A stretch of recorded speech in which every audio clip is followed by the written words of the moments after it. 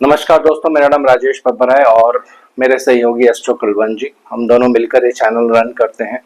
तो अगर आप हमारे चैनल पर नए हैं तो प्लीज सब्सक्राइब जरूर करिए और शेयर भी करिए अपने फ्रेंड्स, अपने रिलेटिव्स के साथ। आज मैं आपको भृगुनंदी नाड़ी की बहुत ही एक सीक्रेट टेक्निक यहाँ पे शेयर करने जा रहा हूँ और बहुत ही अच्छी टेक्निक है। इसको पहले आप आराम से पूरा सुन लीजिए, उसके बाद फिर कुंडलियों पे अप्लाई करके चेक करके देखिए। तो वीडियो आरंभ करने से पहले भगवान गणेश जी और भगवान शनिदेव से आराधना करूंगा सबके घर में सुख और शांति बनाए रखें और हमारे चैनल को सब्सक्राइब जरूर करें दोस्तों। तो आइए वीडियो आरंभ करते हैं। भृगुनंदी नाड़ी की एक और वीडियो है, आपको प्लेलिस्ट में सारी वीडियोस एक साथ मिल जाएंगी। तो अब बात करते हैं 2 नंबर राशि और 7 नंबर राशि, 3, 4, 5, 6, 7। सिर्फ मैं राशि यहाँ पे ले रहा हूँ, भाव नहीं ले रहा हूँ। यहाँ पे थोड़ा सा ये मिस्टेक आपको नहीं करना है। अगर किसी तरह से कंफ्यूजन हो तो मैं दोबारा बता देता हूँ। 2 नंबर राशि और 7 नंबर राशि, बस इसके बारे में ही मैं आपको बताने जा रहा हूँ। तो 2 नंबर राशि और 7 नंबर राशि नाड़ी के अकॉर्डिंग कुंडली में फीमेल्स या आपकी यंगर सिस्टर या आपके जो फादर होते हैं उनकी सिस्टर्स, इन सबको दर्शाता है दोस्तों। यानी आपकी यंगर सिस्टर नंबर 2 और नंबर 7 ये उनका हाउस माना जाता है। आपकी कजन सिस्टर्स, आपके बुआ मौसी जी, ये सब जो होता है ये 2 और 7 नंबर साइन के अंडर आता है दोस्तों। अब यहाँ पे प्रेडिक्शंस कैसे करेंगे भृगुनंदी नाड़ी की, बहुत ही अच्छी प्रेडिक्शंस हैं, ध्यान से इसको आप समझने की कोशिश करिए। 2 ऐसे ग्रह होते हैं भृगुनंदी नाड़ी में, अगर ये दोनों आपस में युति कर लेते हैं या इनकी दृष्टि एक दूसरे पर पड़ जाती है तो बहुत ही विध्वंसक कुंडली में परिणाम देखने को मिलते हैं। लेकिन कुछ केसेस में जब इन पर बहुत पॉजिटिव प्रभाव भी होता है तो ये बहुत लैंड एंड प्रॉपर्टी और एक व्यक्ति को नेम फेम भी दिलवाते हैं। तो ये तो कौन से दोनों ग्रह हैं? वो हैं शनिदेव और मंगल देव। तो थोड़ा सा पहले यहाँ पे और आगे जाने से पहले 2 नंबर 7 नंबर को समझने से पहले कुछ शनिदेव और मंगल देव के बेसिक कैरेक्टरिस्टिक्स समझ लेते हैं। मंगल देव एक गुस्से वाले प्लैनेट है और डिजायर, इनको बहुत ज्यादा इच्छाओं का शौक होता है और प्लेफुलनेस, यानी एक रोमांटिक प्लैनेट इसको आप कह सकते हैं। दूसरा शनिदेव, शनिदेव बहुत ही धीरे धीरे कार्य करते हैं, डिस्ट्रिक्शंस में काम करते हैं, बहुत स्लो मूविंग प्लैनेट है, 2.5 साल में राशि बदलते हैं। मंगल देव 40-45 दिन में ही राशि चेंज कर लेते हैं। तो जब एक तेजी वाला ग्रह है और एक स्लो चलने वाला ग्रह है आपस में युति कर लेते हैं तो फिर बहुत ही विध्वंसक परिणाम होते हैं। लेकिन जैसे मैंने आपको पहले बताया, कुछ केसेस में जब उसमें पॉजिटिविटी होती है, बृहस्पति शुक्र उनका एस्पेक्ट होता है, तो ये फिर आपको बहुत लैंड एंड प्रॉपर्टी भी देते हैं। ये आने वाली वीडियोस में डिस्कस करेंगे। अब जब ये 2 विध्वंसक प्लैनेट किसी भी राशि में युति करेंगे तो बिल्कुल क्लियर सा कॉम्बिनेशन होता है कुंडली में कि वहां पे लड़ाई होने वाली है दोस्तों, यानी युद्ध की स्थिति वहां पे बनने वाली है। तो युद्ध की स्थिति ना कहकर हम इसको इस तरह से भृगुनंदी नाड़ी में कोरिलेट करते हैं, प्रॉब्लम्स। तो अगर मंगल शनि आपके एक साथ हैं, अब मैं यहाँ पे राशियों को यूज करूंगा क्योंकि थोड़ा बेसिक मैंने आपको समझा दिया है। 2 नंबर राशि में अगर मंगल और शनि एक साथ हों, ये पहला नियम है।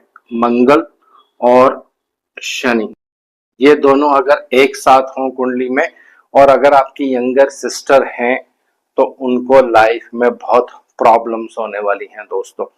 डिपेंडिंग अपॉन अदर फैक्टर्स भी, बाकी फैक्टर्स भी इसमें लेने हैं, सीधा एकदम से जंप नहीं लगाना है कि अगर शनि मंगल एक साथ हैं 2 नंबर में तो सिस्टर को प्रॉब्लम ही होगा।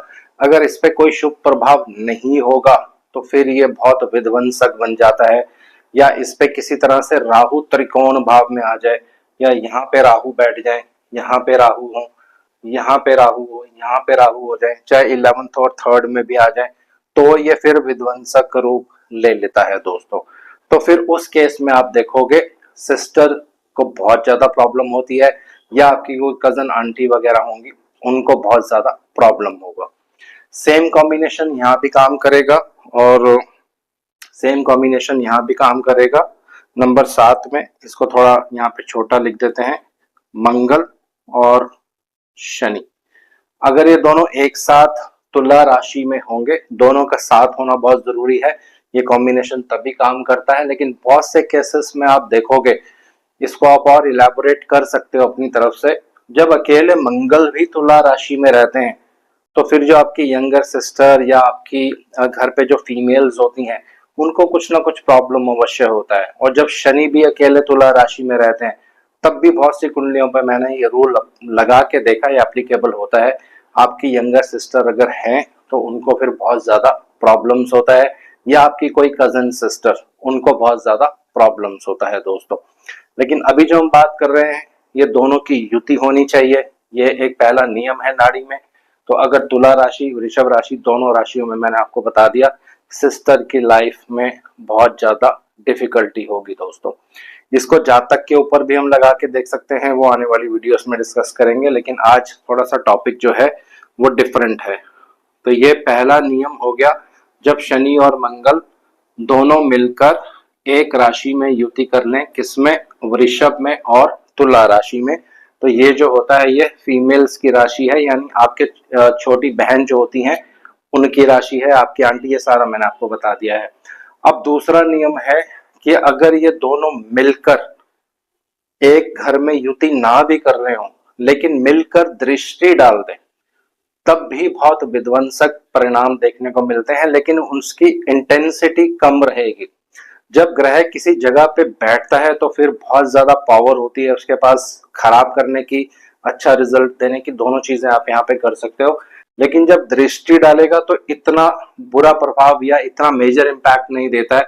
उदाहरण के लिए मान लेते हैं शनि यहाँ पे हैं तो 1 2 3 4 5 6 7 8 9 10, और मंगल यहाँ पे हैं तो 1 2 3 4 5 6 7 8, दोनों की दृष्टि 2 नंबर पर पड़ रही है। जो अभी मैंने रूल आपको बताया, दोनों की दृष्टि 7 नंबर पर भी है, मंगल 7 नंबर में ही है और शनि तीसरी एस्पेक्ट से 7 नंबर को देख रहे हैं। और यहाँ पे अगर कोई शुभ प्रभाव नहीं है, ये आपको रूल साथ साथ हमेशा याद रखना है। यहाँ पे मिस्टेक हो जाती है कई बार प्रेडिक्शंस में, फिर आप मैसेजेस करेंगे कि ये मैच नहीं करता है। बिल्कुल कभी कभी नहीं भी मैच करेगा, क्योंकि कई बार ऐसा देखा जाता है कि बृहस्पति या शुक्र देव का बहुत ज्यादा शुभ प्रभाव होता है शनि देव पर, उसको वो कंट्रोल कर लेते हैं।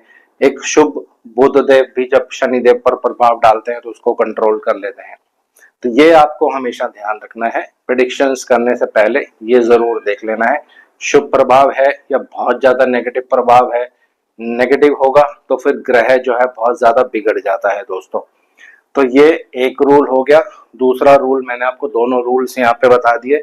अब आगे चलते हैं, इसी का एक और मेजर रोल जो रोल है वो मैं आपको बताने जा रहा हूं। अभी हमने बात करी थी 2 नंबर और 7 नंबर। तो कई बार आप देखोगे जब 7 नंबर साइन में सूर्य और शनि एक साथ रहते हैं तब भी आप देखोगे घर पे जो फीमेल्स होंगी उनको बहुत ज्यादा प्रॉब्लम होता है, या किसी एक पर्टिकुलर फीमेल को आपके घर में हेल्थ इश्यू या किसी तरह का प्रॉब्लम्स लाइफ में जरूर होगा ही होगा दोस्तों। ये एक बेसिक रूल है, इसको आप जितना भी प्रैक्टिस करेंगे इसको और आप एक्सपेंड कर सकते हैं अपनी तरफ से।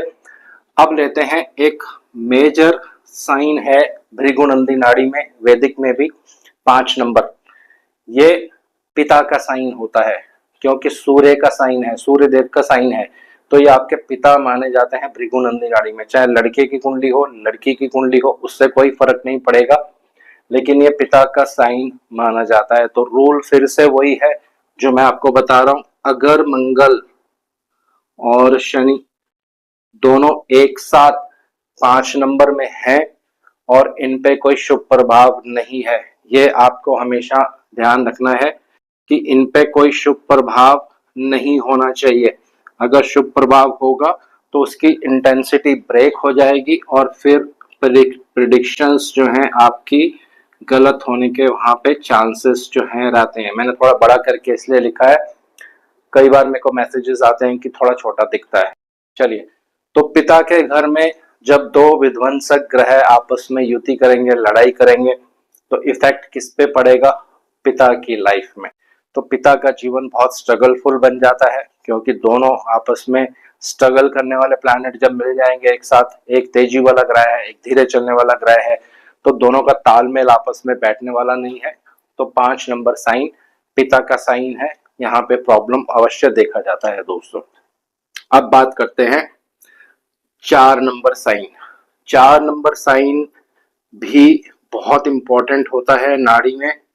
ये होता है आपकी मदर का साइन, यानी माता जी का साइन। 4 नंबर साइन मदर का साइन होता है। तो सेम रूल वही है, अगर शनि और मंगल यानी मंगल और शनि दोनों एक साथ 4 नंबर साइन में होंगे तो मदर की जो लाइफ है बहुत डिफिकल्ट होती है, बहुत हार्ड लाइफ उनकी होती है, बहुत हार्ड वर्क उनको लाइफ में करना पड़ेगा, बहुत मुसीबतों का सामना उनको लाइफ में करना पड़ेगा। अब बात करते हैं 3 नंबर साइन और 6 नंबर साइन। 3 और 6 नंबर साइन जो होते हैं ये बुध के साइन है। बुध क्या होते हैं कुंडली में, आपके मम्मी के साइड के जो रिलेटिव्स होते हैं, पहला आपके जो मित्र होते हैं ये भी बुध देव से ही देखे जाते हैं, क्योंकि बुध जो है ये फ्रेंड का कारक है, दोस्त का कारक है, और भी बहुत चीजों का कारक होता है, लेकिन यहाँ पे अभी जो टॉपिक है मैं उससे डिविएट नहीं होना चाहता हूँ। तो मम्मी के साइड के रिलेटिव और आपके मित्र फ्रेंड्स, तो अगर ये दोनों ग्रह एक साथ यहाँ पे युति करें, यहाँ पे भी और यहाँ पे भी, दोनों राशियां बुध की हैं, तो आप देखोगे आपके मित्र या आपका कोई मम्मी के साइड का रिलेटिव, इनको बहुत ज्यादा लाइफ में प्रॉब्लम्स होती हैं दोस्तों। अगर शुभ प्रभाव होगा तो इंटेंसिटी कम होगी, लेकिन अगर पाप प्रभाव होगा राहु देव का, केतु देव का, तो फिर इंटेंसिटी जो है बहुत ज्यादा हो जाती। तो ये 3-4 इंपॉर्टेंट पॉइंट्स हैं भृगुनंदी नाड़ी के। और आप लोग अगर भृगुनंदी नाड़ी सीखना चाहते हैं तो मेरी वीडियोस को रेगुलर बेसिस पर देखिए, एक एक करके। अभी मैं प्लैनेट वाइज भी और क्या क्या रूल्स होते हैं भृगुनंदी नाड़ी में, ये भी एक एक करके आपको यहाँ पे बताऊंगा, ताकि पूरा कॉन्सेप्ट जो है आपको ये क्लियर हो जाए।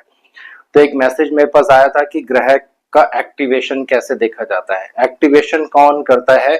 शनिदेव। इसके ऊपर भी आने वाले टाइम में मैं वीडियो बनाऊंगा, क्यों शनिदेव को इतनी इंपॉर्टेंस दी जाती है भृगुनंदी नाड़ी में। यही एक ऐसे प्लैनेट है जो एक्शन कर सकते हैं आपके जीवन में दोस्तों। जब शनिदेव की दृष्टि पड़ती है या शनिदेव का गोचर में या किसी तरह से प्रोग्रेशन में शनिदेव का दूसरे ग्रह पर प्रभाव पड़ता है, तो वहां पे एक्शन होता है।